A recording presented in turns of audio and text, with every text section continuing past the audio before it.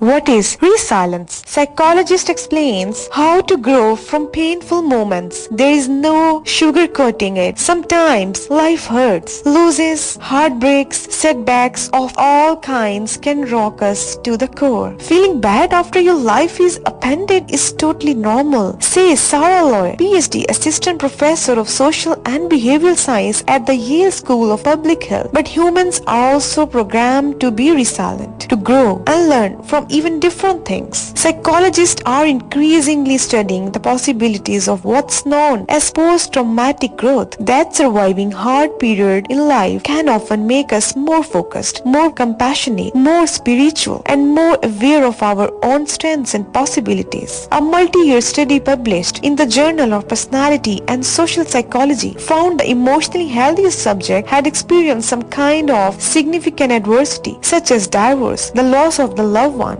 or a grave illness. Need some inspiration? Here are some hard-earned lessons from people who have been there. They show how lowest moments can pave the way to richer lives. Just knowing growth is possible after trauma can itself be healing, says Roy Peck. As long as we don't pressure or shame ourselves for our struggle, allow your hard time to teach you compassion. A long-time mediation teacher and author of book including The Four Noble Trusts of Love, Susan Piver, still has struggling like anyone else. Once I was wrestling with a painful relationship problem that was really troubling me. Piver recalls, I went around and around with it. I just couldn't think my way out. Frustrated, Piver sought the counsel of one of her teacher, Tulku Thanda Rinpoche, a Tibetan Buddhist sage. I expected this brilliant scholar to give me a doorway to open, advice that would make the problem go away. Instead, Rinpoche told me, think of how much compassion you will have in the future for others who are struggling with this too. Piver says it was an extraordinary moment. His remark changed her feeling for isolation into ones of deep connection with others. I went from thinking, what's wrong with me and how come I can't fix this, to realizing everyone suffers. Countless people are struggling right now. That realization are empowering. She says, my heart will open to them. Your own difficult times can be a powerful engine of empathy too. There is something about being with people who have experienced exactly what you have that trump every other form of help. Savor the little things. 2008 was a difficult year for Neely Paricha. His wife had asked him for a divorce. His best friend committed suicide after a struggle with mental illness. Paricha